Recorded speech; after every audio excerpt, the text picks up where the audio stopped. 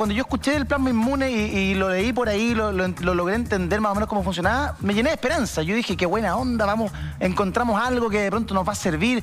Qué buenas son las señales positivas. Qué bueno tener testimonios como el suyo que digan, chuta, yo tuve COVID, me trataron con plasma inmune y salí adelante. Pero el ministro Jaime Mañalich dice que es riesgoso. ¿Por qué? ¿Por qué cree usted? No tengo idea por qué el ministro Mañalich dice que es riesgoso y como digo, ojalá me invite alguna vez a un café o se lo invito yo, no hay problema, y me explique por qué es riesgoso. Porque la verdad es que muy pocas cosas sabemos, todas positivas, y una de las cosas que tenemos certeza es que no es riesgoso. No es riesgoso. Hay un estudio en Estados Unidos con 5.000 pacientes tratados con plasma hiperinmune, es decir, esto no se inventó ayer. Ya llevan 17.000 pacientes y dentro de eso un estudio con 5.000 que dice efectivamente es muy seguro, con menos de 0,3% de probabilidades de tener una reacción adversa, de que algo negativo pase, y lo más probable es que sea una alergia. Hablando de alergia, Juli. ¿Cómo fue? Usted se contagió, me imagino que trabajando en el hospital, pero ¿cómo llega a el plasma? Efectivamente, yo me contagio en mi hospital, caigo grave, gravísimo, me estaba muriendo en la UCI de la clínica, sin alternativas terapéuticas. En ese entonces me estaban dando hidroxicloroquina, que hoy en día sabemos que aumenta la probabilidad de mortalidad. O sea, en el panorama que yo estaba, como médico estábamos dando palos de ciego, digamos. Y aparece Raimundo Gacitúa de la FALP ofreciéndome esta posibilidad. Andrés, mira, serías el primero, tenemos listos los primeros plasmas. ¿Vas o no vas? Yo estaba en una situación pésima. Yo me estaba muriendo en una UCI ahogado con insuficiencia respiratoria por una neumonía severa por COVID positivo. Eso es lo que mata a las personas hoy en día. Sí. Y bueno, sí, pues vamos con el plasma, ¿no es cierto? Hiperinmune, vamos.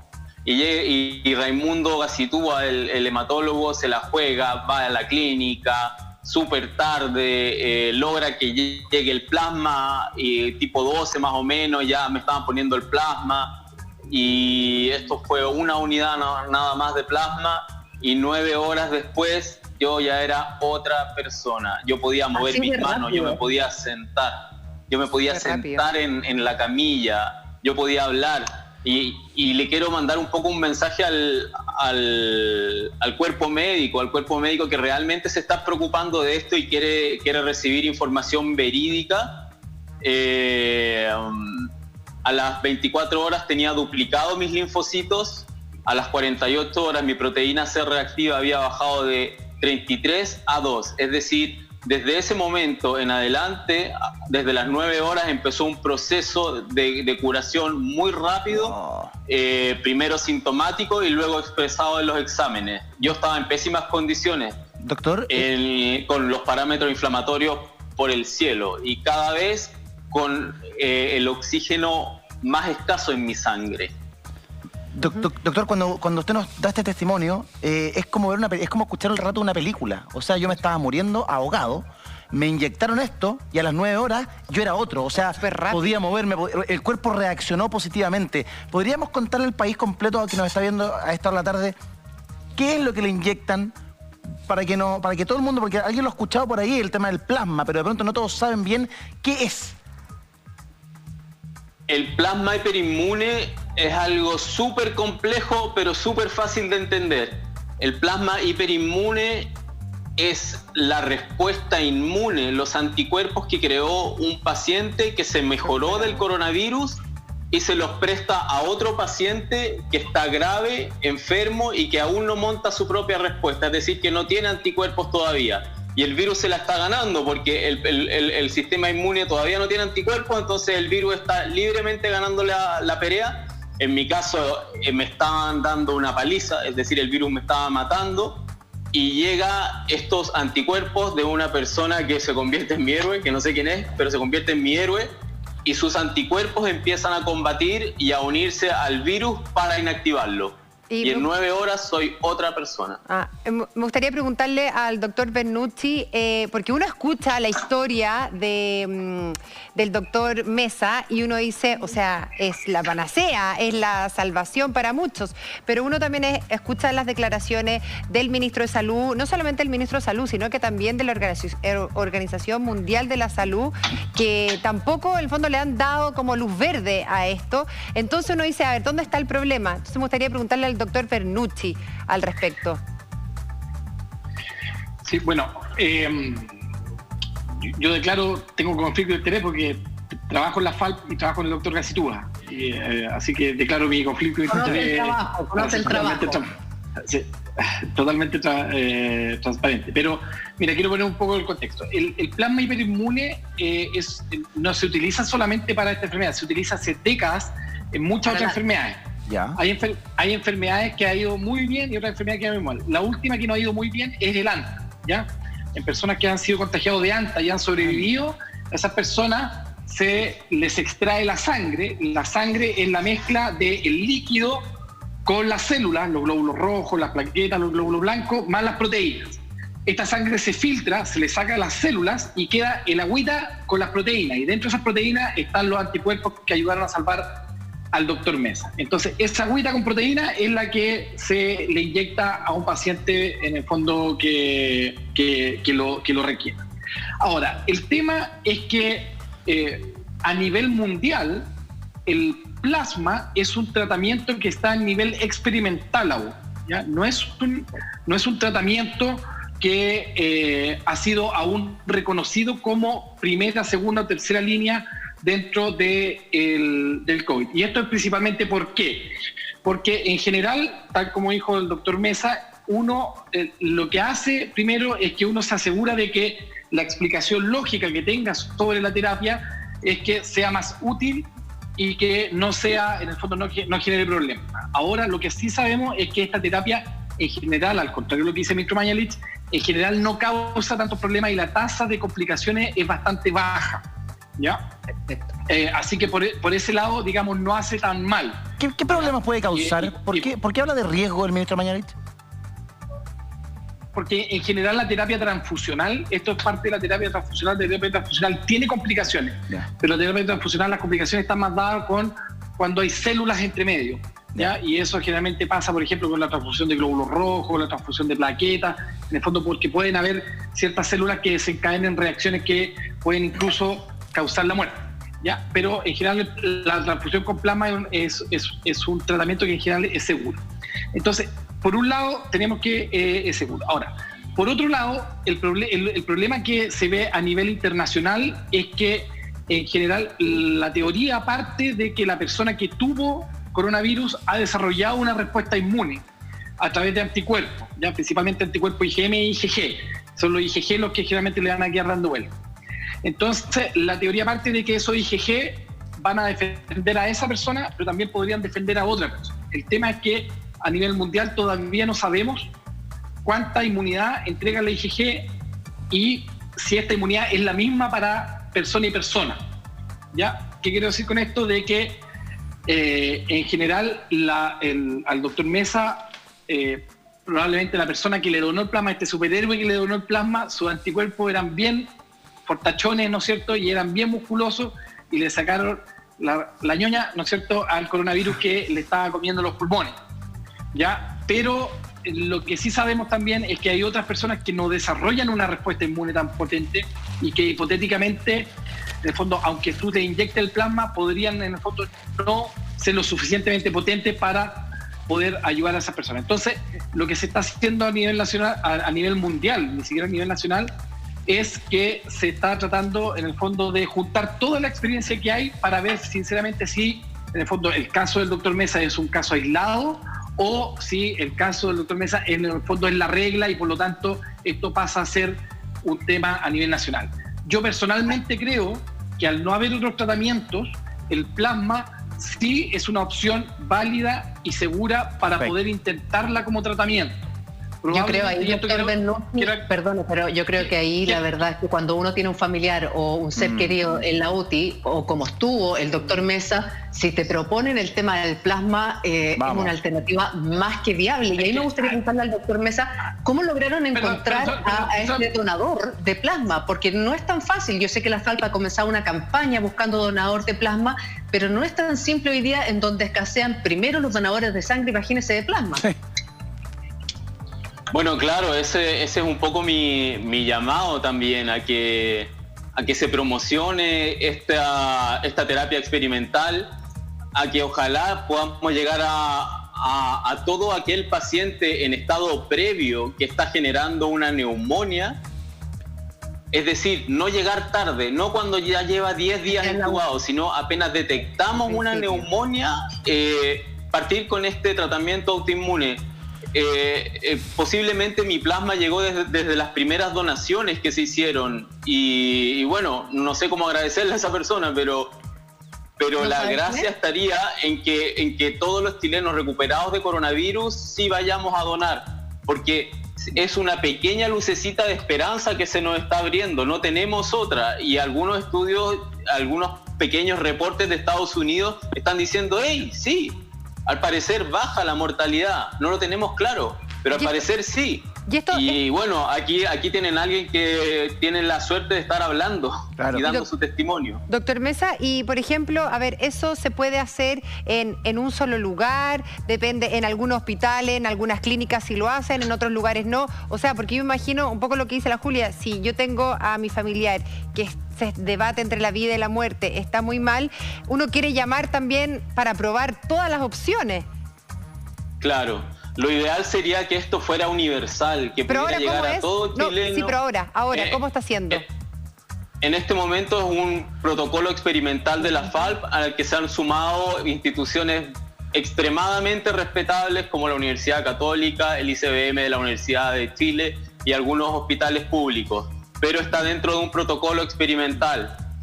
Creo que lo ideal sería que este protocolo experimental se aumentara y pudiera llegar de manera universal a todos los chilenos. Como protocolo experimental, está bien, pero apenas detectamos una neumonía en el estado más leve posible, porque estas neumonias van creciendo y van empeorando día a día, cada vez más difícil.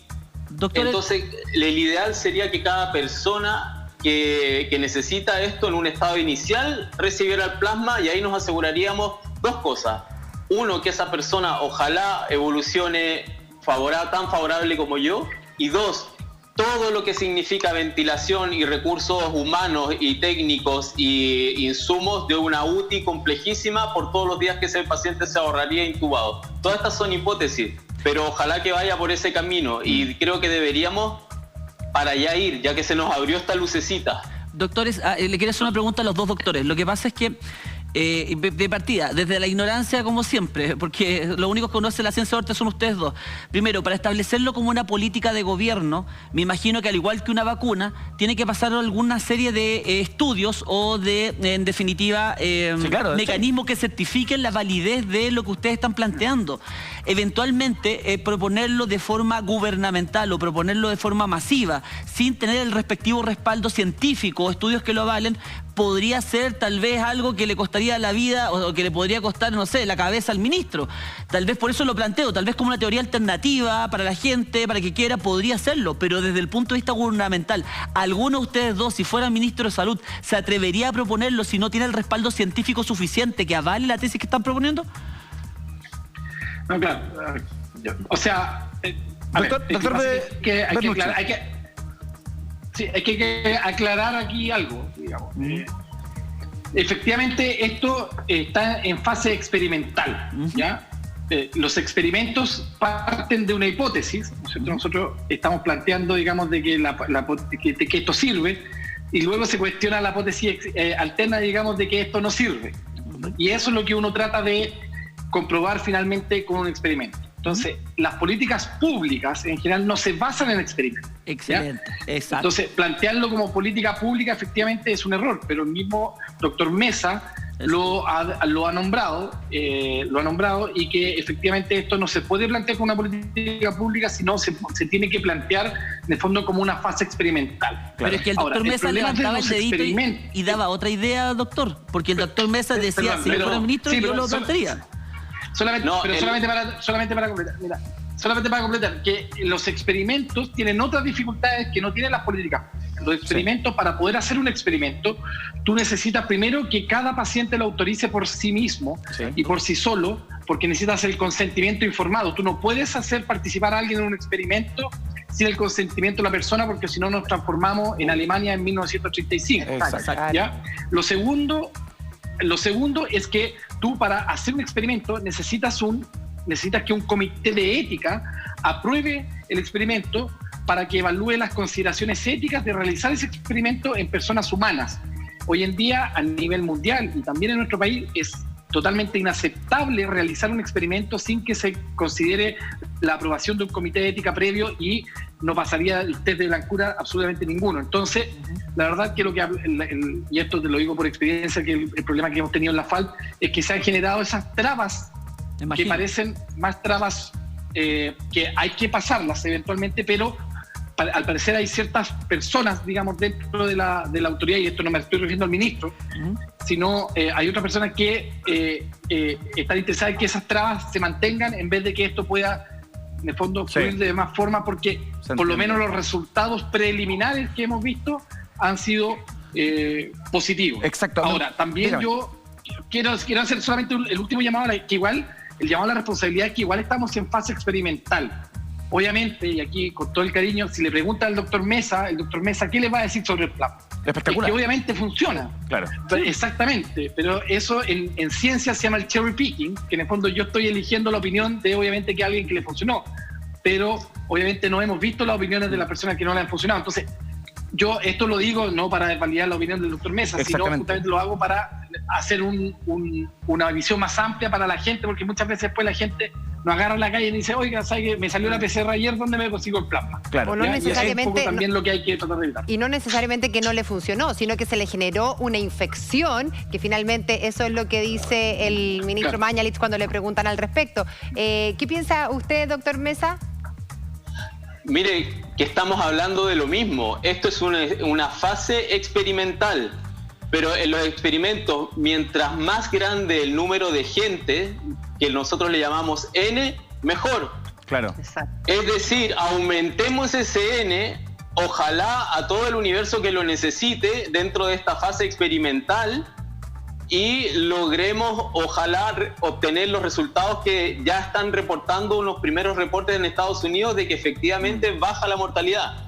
Doctor Pero Mesa, dentro de un proceso experimental, sí, que claro, tratemos de llegar al máximo de personas que lo necesita, porque posiblemente vamos a bajar la mortalidad a ese número de personas. Y ojo, ¿Doctor? que es muy difícil infectarse, porque estos sueros, estos plasmas pasan por test muy rigurosos para descartar VIH, virus hepatitis B, virus hepatitis C. Entonces, ese no debería ser el miedo en este momento de la fase experimental en que está esta terapia. Entonces, lo que yo planteo es lo mismo.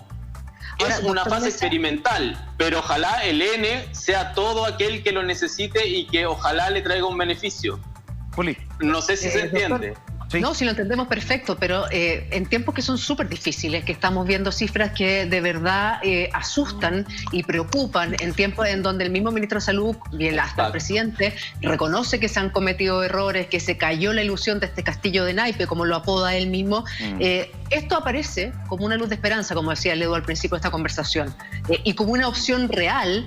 No sé si tan milagrosa como la que usted tuvo de recuperarse 9 horas, quizás las otras personas van a necesitar más de una dosis de plasma, pero una opción real para mucha gente que está preocupada o que en este momento está precisamente internada. Y por eso han llegado muchas preguntas a nuestro WhatsApp.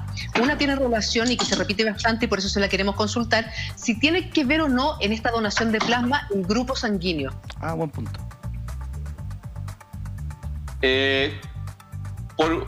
Por mi lado, yo creo que no. Yo creo que el doctor Bernucci nos puede orientar más al respecto debido a que él conoce los protocolos de la FAL para recibir la sangre. ¿Doctor? Perfecto, doctor Bernucci. Sí, claro, o sea, ahí, mira, como esto es experimental, efectivamente hay ciertos protocolos que se deben cumplir para, en el fondo, poder recibir el plasma. Ahora, el plasma, como en general no lleva células, a diferencia de la sangre que sí lleva células, todos los contenidos sanguíneos que no llevan células en general son independientes del grupo sanguíneo. Ahora, lo que sí es que para poder ingresar y ser receptor del plasma se requieren ciertos protocolos. Por ejemplo, se está ocupando solamente en hospitalizados, se está seleccionando, digamos, cierto tipo de pacientes que pueden recibir plasma, etcétera, pero a nivel experimental los protocolos suelen ser bastante más, en el fondo, cuadrados referente a los requisitos tanto para recibir el plasma como también para participar de los estudios, para que justamente poder aislar la variable de que el plasma fue lo que le sirvió y no otra cosa. No otra cosa. Ahí le quería hacer otra pregunta que llega harto al WhatsApp, porque dice, si yo fui diagnosticado antes de llegar a un estado grave, ¿no sería recomendable que me inyectaran el plasma? Es que justamente ahí es lo que hay que ver. Porque lo que hay que recordar también es que el 80... Se pegó el doctor Bernucci. El 85... Ahí está, volvió. ¿Aló? Ahí volvió. El 87% televisivo. Sí. El 87% de las personas que se infectan con COVID no presentan enfermedad grave, ¿ya? Y en el fondo no pasa de una gripe de la casa, ¿ya? Entonces, por lo tanto, uno podría pensar, mira, ese porcentaje en realidad nunca va a desarrollar neumonía, nunca va a desarrollar insuficiencia respiratoria. Por lo tanto, inyectarle plasma de alguien exógeno a ese 85%, pues quizás suena como un poco mucho.